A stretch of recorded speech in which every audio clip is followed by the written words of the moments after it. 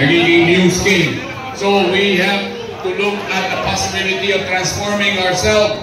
Tayo lahat kailangan mag-transform para sa ikauunlad na bayan.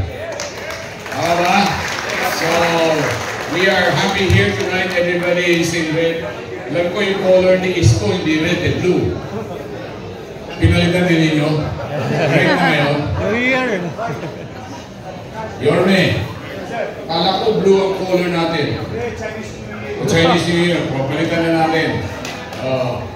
Isko has been a friend since 30 years ago. O bata pa ako. Siya, baby pa, baby. And we are very happy to see him grow from a very aspiring actor to become who he is today. So we'd like to thank him for whatever he has contributed over the years to Chinatown, to our bayan ng lungsod ng Maynila. So again, let me congratulate all of you. Maraming salamat sa inyong tulong sa Chinatown. Tuloy-tuloy sa kayong tulong nyo. Ang tamoy kini, ito'y sula de kong nanan, oy. Kanin ni kiaso de kong nanan, oy. Pasensya ka na sa sinabi ko sa Chinese.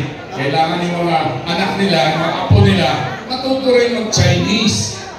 Diba? Sayang kung mawala yung Chinese namin. Ako, lumaki ako rito, pinanganak ako rito, pero marunong pa ako mag-Chinese. Bakit? Dahil sa bahay namin, Chinese ang pagsasalita namin. Paglabas ng pintuan, Tagalog. Ayos ba? Ayos! Ayos ba? Ayos! Speak Chinese. Don't forget your heritage, okay? The key here is remember your heritage, remember where you came from, and remember to speak Chinese.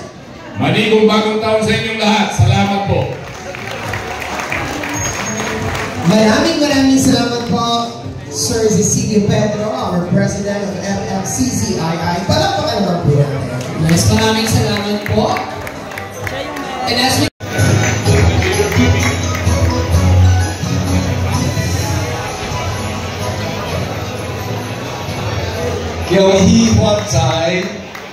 Happy New Year of Listening.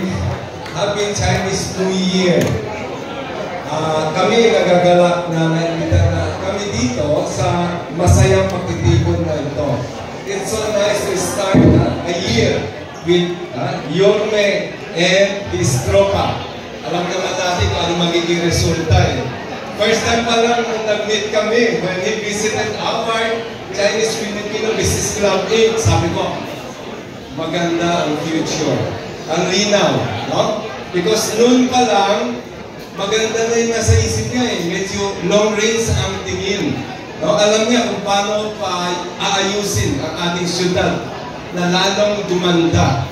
Eh ngayon, lalo-lalo na, this year, no? Mai-sideway ko lang, banggitin ko lang na 50 anniversary ng samahan ng relationship, no? Between China and the Philippines.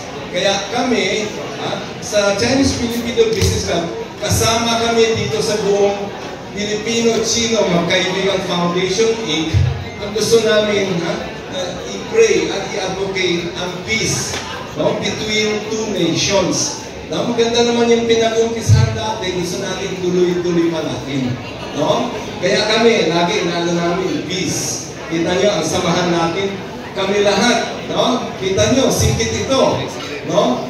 Ilocano din ako, Ilocano. Amok ang Ilocano. Sino ito? No? Singkit, dugong Chino, pero puso namin Pilipino.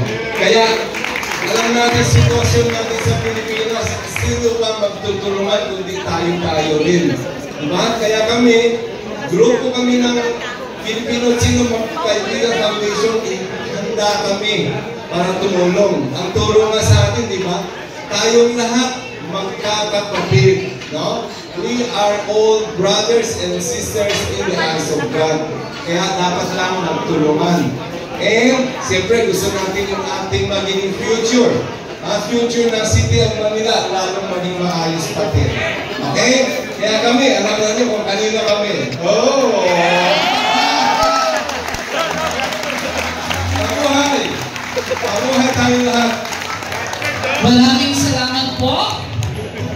our president of the Chinese Filipino Business Club Incorporated. Muli po ang palapakan po natin, Sir Samuel Lee Wu. Huwag kayong malilito ha, hindi ako kandidato. Gusto ko lang po kayong pasalamatan sa inyong pagdalo dito sa ating munting victory party. Kasi Chinese New Year party. Kahit singgit po ako, wala po akong alam sa election. Ang alam ko lang naman ay Chinese New Year na, Year of the State na. Malapit na rin ang halalan. Kaya mag-ingat po tayo dahil baka lang naman, baka may makita lang tayo mga ahas. Ang susunod po sa Chinese New Year ay Valentine's Day. At ang hiling ko lang naman, maliban sa magkaroon ng jowa, ay sana alamin ninyo kung sino ang mga tunay na nagmamahal sa inyo. Ang payo nga po natin sa kabataan, ay huwag mabilis madala sa mga panandaling aliw. Kaya naman mga kasama, huwag po kayo mabilis mahulog sa mga atap na kung sino-sino. Huwag din po tayo mabilis maniwala sa mga paninira ng mga nagsiselos. Si Mayor Isko raw ay mangiiwan. Siya raw ay hindi tapat at totoo. Hindi ko na nga alam kung si Mayor Isko pa din yung pinag-uusapan o yung ex-girlfriend ko na yun. Kung nag-joke lang ako, baka isumpong niyo ako. Tingnan na lang po natin ang saligang batas. Nakasaad po doon, Article 2, Section 1. Sovereignty resides in the people and all government authority emanates from them. Kaya malinaw po na tunay na sukat ng integridad ng isang leader ay ang kanyang katapatan sa taong bayan.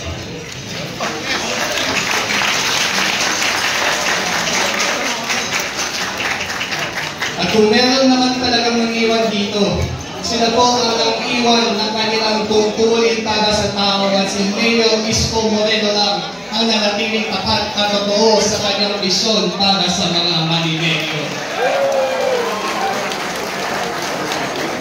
Ay, politika. Ayaw ko na magsalita. Pakailangan lang po habang nagsasalita ako. Marami din magalit sa akin. Pero ayahan na po namin sila ang magalit sa atin. Politiko lang naman. Ang importante, mahal tayo ng tao. Dahil dito sa Maynila, ang tao ang masusunod. Kayo ang masusunod. At dahil kayo ang masusunod, siguradong tayo ang mananalig. Sa mga kaibigan po nating Chinoy, 祝大家金蛇大运，阖家幸福，身体健康，万事如意，什么都如意，好运蛇进来。Ayan, dumungo na yun. Jokes aside, gusto ko lang pong sabihin sa inyo na kinikilala namin ang lalim ng ating pinagsamahan, ang layo ng ating kasaysayan. Dahil noong mga panahon na nakatutok pa ang mga baril ng mga Kastila sa mga natutupong Pilipino, ay nakatutok na rin ang mga kanyon ng Intramuros sa Binondo. Magkasama natin pinagdaraanan ng samot-saring anyo ng pagkihirap. Kaya huwag nyo naman kaming iwan kung kailang pabalik na si Mayor Isko at parating na rin ang ginhawa. Mumanatag po kayo dahil naniniwala kami na hindi mahalaga ang kulay ng ating mga balat o ang hugis ng ating mga mata. Ang mahalaga lamang ay ang kabutihan ng ating mga puso. Dahil dito sa Maynila, lahat tayo ay nasa iisang bangka lamang. At ang bangka po kapag mabutasan ng kahit na maliit, ito ay lulubog. Subalit, kapag lahat tayo, anuman ang ating pinaggalingan, anuman ang ating pinaniniwalaan, anuman ang antas ng ating pamumuhay, kapag lahat tayo ay sabay-sabay na sa pagwan patungo sa isang direksyon, malayo ang ating mararating. Ang magiging problema nyo lang sa amin ay tatawarin na kayo mag-celebrate ng Chinese New Year. Dahil sa magiging sigla ng buong mundo, parang everything na tayo mag-celebrate ng Chinese New Year. Pero hindi lang po ito sa Binondo, makikita natin ito sa buong Maynila. Kaya si Mayor gusto po, tutulungan na tayo. Huwag na natin pipilahin.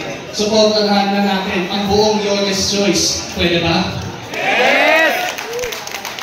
Gusto ko lang dito tinawin, nakatayo po ako rito, hindi mo pang hilingin na mahalin ninyo ang pamilya ng Madoso o ang pamilya Atienza o maging ang pamilya nito. Ang hinihingin ko lamang ay piliin ninyo ang Maynila. At kapag ang puso ninyo ang mga hingain, ang mga hangarin at mga adhikain ng bawat Manileño, doon nyo po makikita na dito at dito lang sa Yones Choice, tunay na aasenso ang Manileño. Huwag po kayong mag-alala dahil naiintindihan ko rin naman ng Yones Choice sa isang bagong grupo lamang na hindi kami ang inyong nakasanayan. Pero alam nyo tayo mga Manileño, sanay na din naman tayo sa maraming bagay. Sanay na tayo sa talamak na krimen. Sanay na tayo sa laganap na korupsyon. Sanay na tayo sa maruming kapaligiran, sa masikip na trapiko. Kaya hindi ko po lang sa inyo. Pero kung ako lang tatanungin, ayoko na sa ating nakasanayan, gusto ko na ng pagbabago. Alam ko po na ngayon lang naman kami nakita. Pero okay lang po yan. Hindi nyo ba napansin? Dumidilim naman muna talaga ang langit bago natin nakikita ang mga pintuin. Kaya samahan nila po kami dito sa ating mapayapang himagsikan. Kailangan po natin ang inyong tulong dahil itong mundo natin, bagaman walang imposible, na wala din pong sigurado. But there's one thing I can promise each and every one of you here today.